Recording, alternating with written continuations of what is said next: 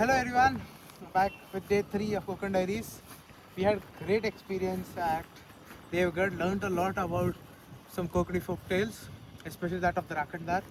Now we are here at Vijayadurg.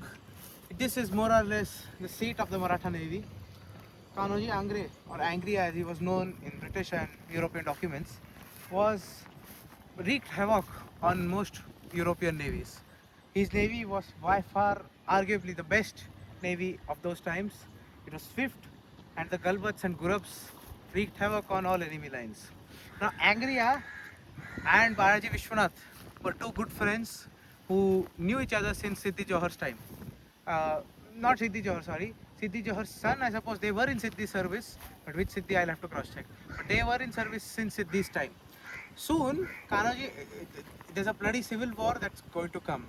What happens is after Sambhaji Maharaj's death, Shahu Maharaj is locked and taken captivity by Aurangzeb, and Aurangzeb has to deal with a lot of stuff while he has to fight Rajaram, he has to fight Shantaji Dhanaji, he has to fight everyone. All these Maratha soldiers he has to fight.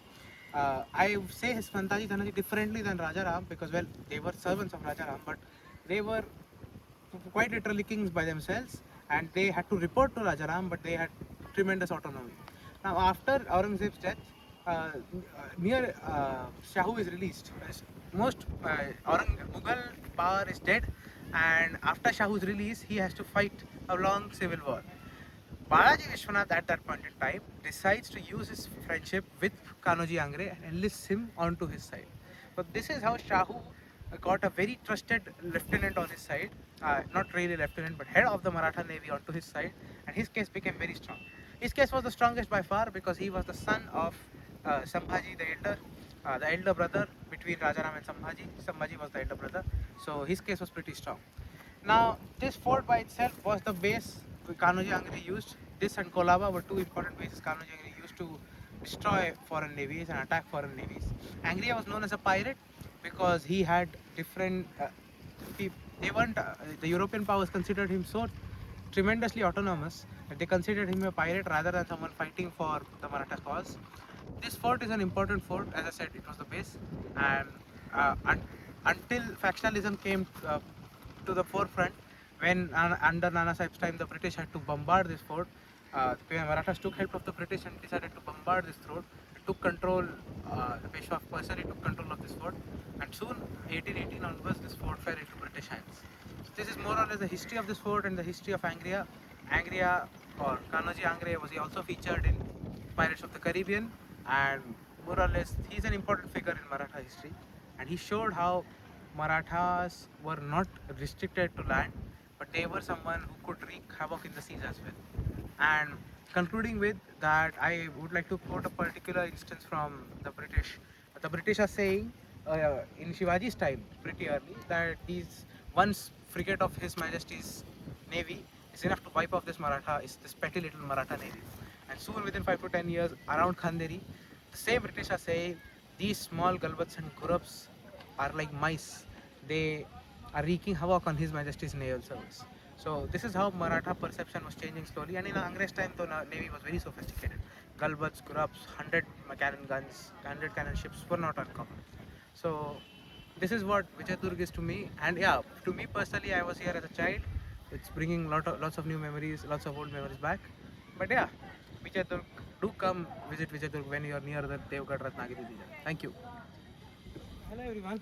As I said, I am at Vijayadurg Fort, and I wanted to bring to everyone's notice of how to look at a fort really. Because what people do is they go on a fort and just look at buildings, and then they get confused of why is this a particular thing, does this exist. You must realize, according to Ghanekar sir and my personal opinion too, that the forts in Maharashtra and forts in Rajasthan have a fundamental difference. The forts in Rajasthan are what we call fortified palaces. By fortified palaces mean kings, queens, royalty used to live there. They fortified them for security measures, and then they called it forts. On the other hand, forts in Maharashtra majorly are fighting forts. Fighting forts means, if I were to give a modern analogy, the difference will be the Prime Minister's office and Kargil, Siachen Glacier. So there's a big difference, right? For why? Because there is a difference of purpose. These are fighting forts primarily meant to check the enemy, monitor the enemy, or even fight the enemy, raid the enemy. That's the purpose of these fighting forts. Now, since these are fighting forts, the provision requirements will be different. the requirements of stuff will be different, the architectural design will be different.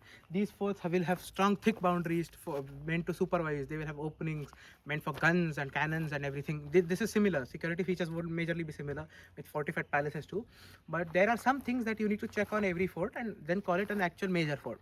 The things that will be, one will be a lake. There will be a lake on every fort. Why? Because you need either a lake or direct water source. Why? Because of water requirements of all inhabitants. Then you will require some sort of food storage, either a granary, major, minor, depending on it. Then there will be a place to meet or a place for assembly. Either will be the king's royal darbar, or what they call the administrative office or sadar, so that daily affairs can be carried out. Then there will be a Hanuman temple certainly at the gate, either Hanuman or Ganpati or both. And then more so there will be a place for ammunition storage too.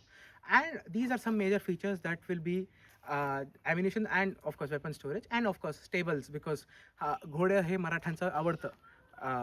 There's literally Sanskrit slok that Shivaji Maharaj used to repeat, which is called Yasya Ashwaha Tasya Rajyam Saukyam Medini Samrajyam, which means like it's actually Yasya Ashwaha Tasya Rajyam, Yasya Ashwaha Tasya Saukyam, Yasya Ashwaha Tasya Medini, Yasya Ashwaha Tasya Samrajyam. What this means, the one who has horses will have land, prosperity, a kingdom, and in turn an empire. So this is what Shivaji Maharaj's credo was. So with this particular short segment, I also wanted to tell people what to look in for a fort, how to see a fort, and then remember what the purpose is. Now, Vijay Durg is meant for monitoring vessels as in water vessels, so that say if Portuguese or British bring ships, they can be raided upon. Why? Because the British used to do that. The Portuguese used to do that. Especially the Portuguese. The Portuguese used to do two sides of the creek, have a fort on both sides, and whenever some ship enters the creek, bombard it with huge cannonade. So this is what Kanoji Angre decided to do with the Portuguese ships, and in general keep watch on the water activities that are going on in the nearby area. That's why this is Vijay Durg, that's why this Kolaba, that's why this originally Shivaji Maharaj also thought about Sindhu, keeping the Siddhi menace in check. So these are some reasons why, say, the naval forts are built. Hill forts are built for a different reason, because you have to check the incoming enemy, you have to check the surrounding local area. So that's why it's at the geographical height, physical advantage. So have these things in mind, why a fort is for, whether it's a fighting fort or whether it is a fortified palace.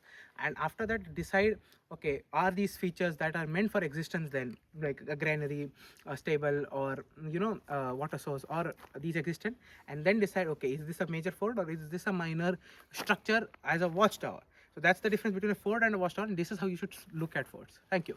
We are at the Darbar on the Vijayadurga fort, and here if you say something at one corner, it's a nice, structurally efficient, simple yet very effective echo-based mechanism. If you say something at this corner, you will hear an echo from the next corner. So I'll give you a live example.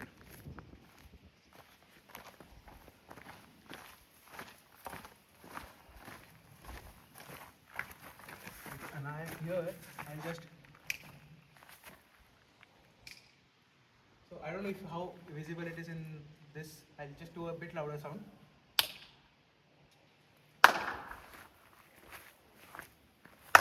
So yeah, the echo will be from that side, and so this is how it's an echo-based mechanism. It works really nice. So hello everyone, I'll recommend everyone to come to Vijaypur and see this underground tunnel. One side, this is lateral wind entry-based ventilation system. One side it will be cool air, and the other side it will be hot air. Depending on the temperature there, it will be really hot. And now hot air is generally hot air settles upstairs, so hot air you'll have hotter air in the holes upwards and cooler air downstairs. So it's a very nice ventilation based mechanism. So yeah, here are some pictures from different parts of the Vijayadurg fort, starting with the Hanuman at the gate, then the famous Zakhin's Tof or the witch's cannon, then the Bhavani temple, and also some other photos, the granary and all. And yeah, enjoy.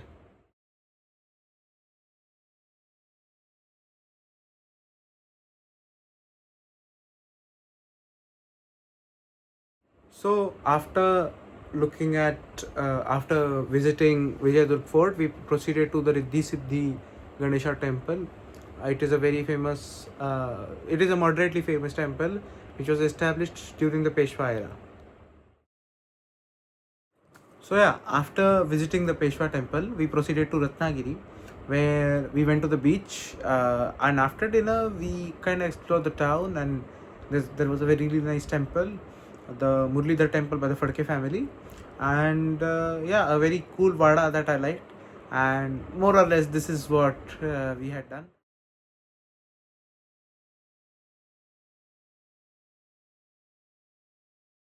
And this concludes our day 3 of the Konkan Diaries. And thanks for watching.